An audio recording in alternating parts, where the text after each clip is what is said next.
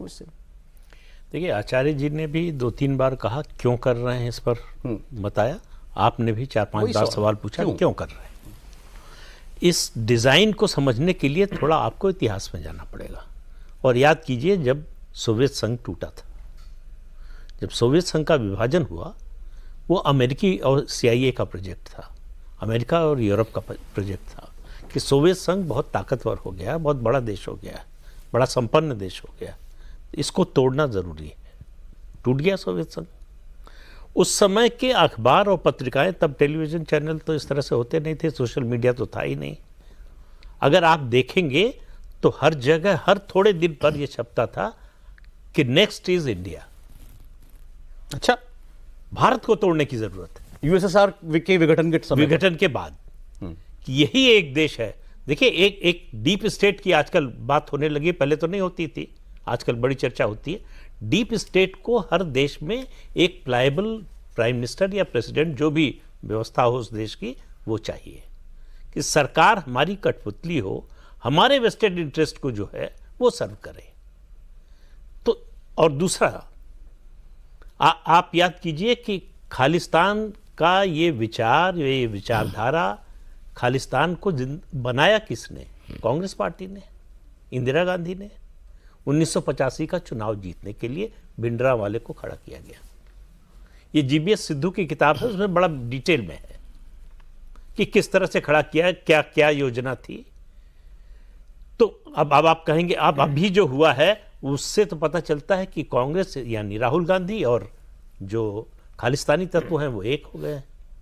तो कहेंगे कांग्रेस ने खड़ा किया खालिस्तानियों को, तो खालिस्तानी कांग्रेस के विरोध में क्यों हो गए? तो आपको बेअंत सिंह को याद करना पड़ेगा।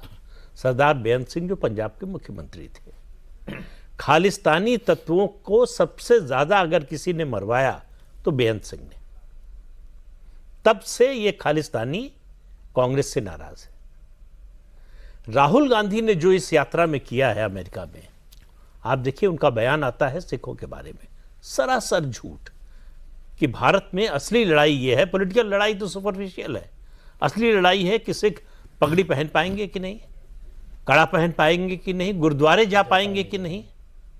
आपको भारत से किसी एक सिख का इस पर समर्थन नहीं मिला। हालांकि मैं इसको तो उसी ने गलत बता दिया जिसको खड़ा करके प्रदीप जी की बात को मैं थोड़ा सा आगे बढ़ाते हुए एक सेंटेंस कहना चाहता हूं।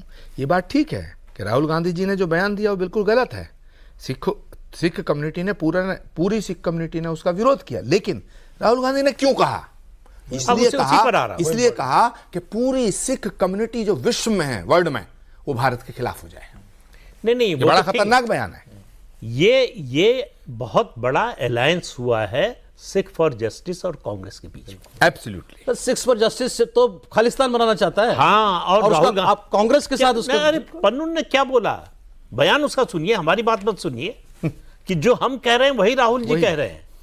हमको बड़ी खुशी हुई है। Rahul Gandhi reverberates what Sikh for justice position on Khalistan, letter जारी किया पन्नून। तो वो उनका क्या एजेंडा है कि पंजाब को भारत से अलग कर लो। इसमें आप राहुल गांधी की बात को कोई बेनिफिट ऑफ डाउट नहीं दे सकते। एकदम नहीं, बिल्कुल नहीं। वो पूरी एक स्लिप ऑफ टंग, योजना कहते हो गया, बहुत सोचा समझा और बड़े लंबे समय से सुविचारित जो है विचार, उस एजेंडे पर चल रहे हैं।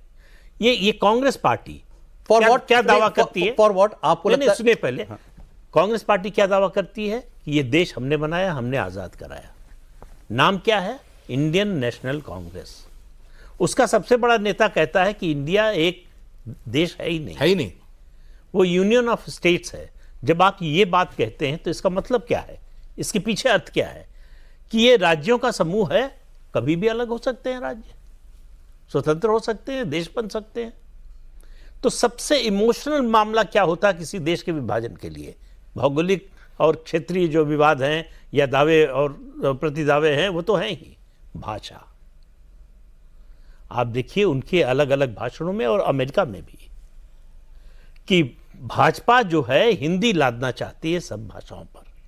संघर्ष चल रहा है भारतीय भाषाओं और हिंदी के बीच में, कि आप वहां बैठे लोगों से कहते हैं आप तेलुगु हैं, आप तमिल हैं, आप कन्नड़ हैं,